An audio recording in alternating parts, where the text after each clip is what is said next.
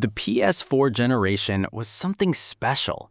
Looking back now, it's genuinely hard to believe how many all-time classics landed on a single console across just a few years.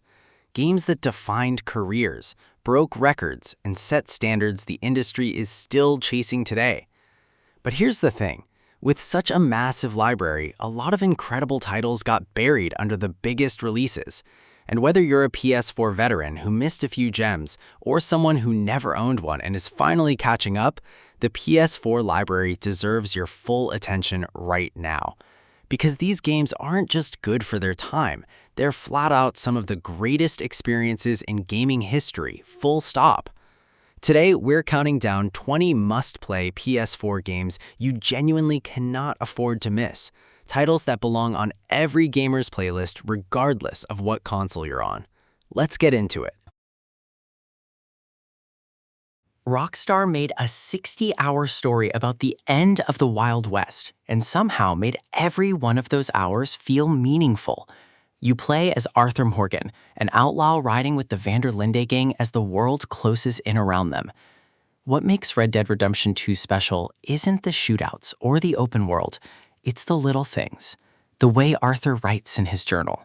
The way your horse builds a bond with you. The way strangers you meet early in the game show up again hours later. The world breathes in a way no other game has managed. It is not a fast game.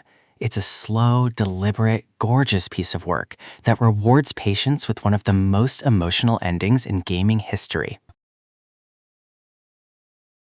Insomniac Games looked at every Spider-Man game that came before it and said, "We can do better than all of them." And they did. The web swinging alone is worth downloading this game for. It feels like you're actually Spider-Man, using momentum and physics in a way that never gets old. But beyond the traversal, the story is genuinely great. Peter Parker is in his mid-20s, already a veteran hero, juggling his personal life and his responsibilities as Spider-Man.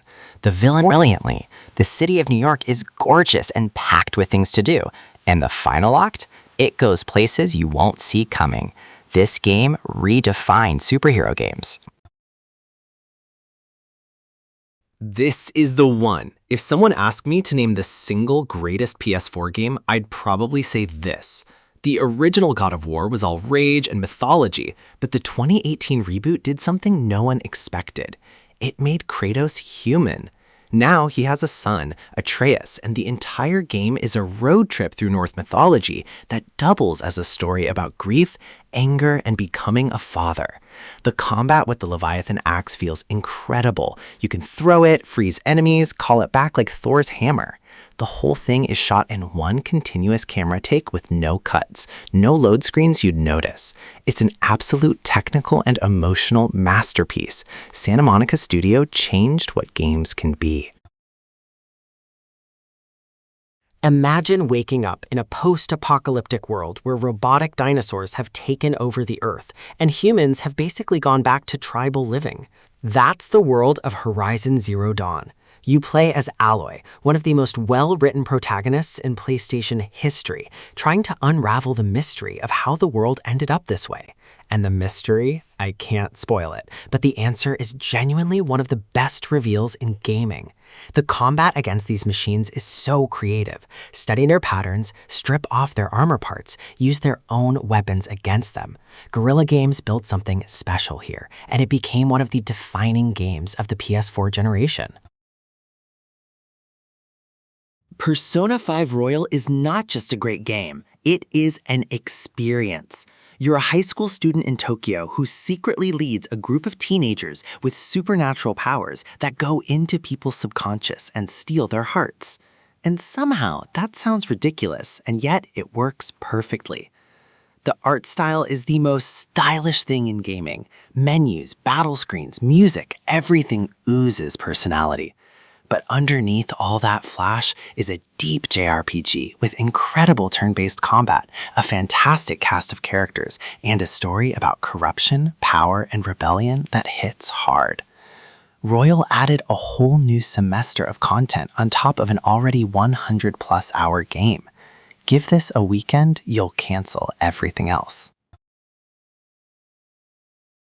If you want to understand why PlayStation first-party games are in a league of their own, Uncharted 4 is Exhibit A. This is Nathan Drake's final adventure, and Naughty Dog went out of their way to make it the best one. The set pieces, a car chase through a crumbling Madagascar city, a boat race that somehow turns into absolute chaos, are the kind of moments where you just put the controller down and go, how did they make this? The story hits differently too, because you actually care about Nathan by the end. And the father-son dynamic with his brother Sam adds a layer that the earlier games didn't have. It's a blockbuster movie you get to play. Stunning from start to finish. Before Hideo Kojima made Death Stranding, he made this, and a lot of people argue it's still his greatest achievement. Metal Gear Solid 5, The Phantom Pain, takes everything weird and cinematic and genius about the Metal Gear series and wraps it in the most satisfying open-world gameplay loop you'll ever experience. Your big boss, building up a private army called Diamond Dogs, infiltrating enemy bases in a 1984 Cold War setting. The stealth mechanics are so deep, you can play it completely non-lethally, you can go in guns blazing, you can call in supply drops, extract soldiers with balloons, or just trank everyone and disappear. The freedom is insane. Story-wise, it's divisive, but mechanically, pure perfection. Name one open-world RPG with a better story than The Witcher 3. I'll wait. You play as Geralt of Rivia, monster hunter, silver-tongued swordsman, and somehow the most compelling dad figure in gaming history. The main quest alone is incredible, but the side quests, some of them are better than most games' entire storylines. You're making choices that actually matter, exploring a world that feels genuinely alive, and every region you visit has its own feel, its own politics, its own weight. And the 2 DLCs, Hearts of Stone and Blood and Wine, are full-length masterpieces in their own right. This game came out in 2015, and it still holds up against anything released today. That should tell you everything. All right, we're starting with the most brutal, most beautiful, most unforgettable game on this entire list. Bloodborne. This is a PS4 exclusive that From Software made, and honestly, it never left. You're dropped into this dark, gothic city called Yharnam. Everything wants you dead, nothing holds your hand, and the moment you figure out how to fight back, that feeling is unmatched. The lore goes so deep, people are still piecing it together years later. The bosses are nightmare fuel in the best possible way. And here's what kills me.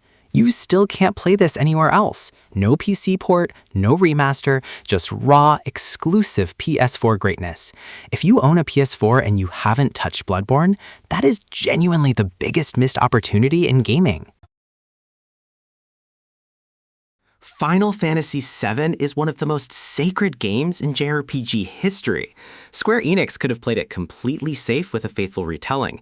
Instead, they rebuilt it, expanded it, and turned the first section of the original game into a full-length 40-hour experience.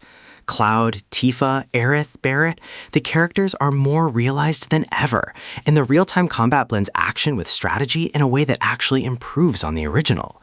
But the most interesting thing, the remake goes off script. It starts telling a different story, hinting that the developers want to change things this time around. For longtime fans, that's electrifying. For newcomers, it's an incredible entry point into one of gaming's greatest worlds.